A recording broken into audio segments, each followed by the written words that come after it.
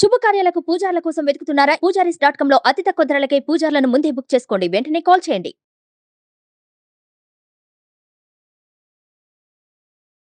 నమస్తే. ప్రస్తుతం మనతో ఉన్నారు ప్రముఖ ఆధ్యాత్మికవేత్త, ప్రముఖ జ్యోతిష వాస్తు పండితులు సురేష్ శర్మ గారు ఉన్నారు. వారితో మాట్లాడదాం. నమస్కారం గురుగారు. గురుగారు, ఇప్పుడు మనకి మేషరాశి వారికి అంటే అసలు ఈ 2024 సంవత్సరంలో ఎలా ఉండొచ్చు? మేషరాశికి ఇయర్ ప్రారంభంలో శని దృష్టి వల్ల, అట్లాగే రుణకారకుడు రాశ్యాధిపతి అయిన కుజుడు ధనస్థానం మీద దృష్టి వల్ల కావచ్చు, ఆర్థికంగా ఏప్రిల్ దగ్గర నుంచి అక్టోబరు ఆగస్టు వరకు ఆ 4 నెలలు కొంచెం బాగా ఇబ్బందికరంగా ఉంటుందమ్మా. ఫైనాన్షియల్గా కొంచెం నలకట ఎదుర్కొనే అవకాశాలు ఉంటాయి. పనుల్లో పురోభివృద్ధి కనిపించకపోవచ్చు. అట్లాగే కుటుంబంలో మాతృపరమైనటువంటి అంటే తల్లికి పరమైనటువంటి అంటే తల్లికి సంబంధించిన అమ్మమ్మలు, మేనమామలు, వీళ్ళకి సంబంధించిన విషయాల్లో ఇబ్బందులు రావడం. అట్లాగే తండ్రి వైపు తల్లి అంటే తండ్రి వైపు తాతలు, నానమ్మలు, అట్లాగే చిన్న తండ్రులు, తండ్రి వైపు మేనత్తలు, ఇటువంటి వాళ్ళకి ఇబ్బందికరమైన పరిస్థితి. వాళ్ళ ఆరోగ్యాల్లో ఇబ్బందులు కలిగే అవకాశాలు ఎక్కువగా ఉంటాయి. ఫైనాన్షియల్గా మాత్రం ఆగస్టు తర్వాత కొంతగా మార్పు అనేది ప్రాప్తిస్తుంది.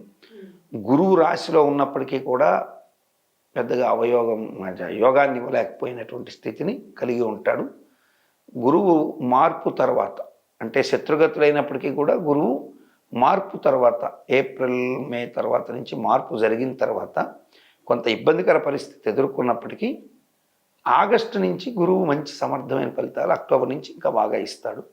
సో ఆగస్టు దాకా మాత్రం కొద్దిగా ఇబ్బందికరమైన కాలాన్ని ఎదుర్కోక తప్పదు.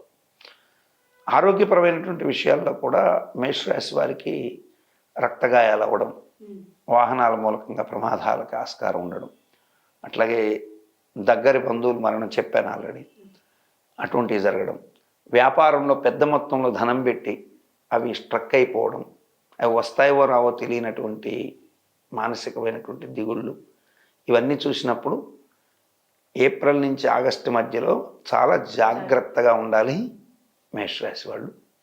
సో ఎంత వీలైతే అంతవరకు లెస్ లగేజ్ మోర్ కంఫర్ట్ అన్నట్టుగా కొన్ని విషయాల్లో వ్యవహరించడం మంచిది.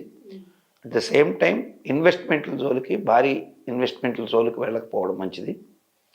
ఇంకా చెప్పాలంటే మనకెవరైనా ధనం ఇవ్వాల్సి ఉంటే వాళ్ళతో యుద్ధంకి వెళ్ళడం కన్నా కొంచెం కాంప్రమైజ్ ధోరణిలోకి వెళ్ళి లాగేయడానికి ప్రయత్నం చేయడం మంచిది.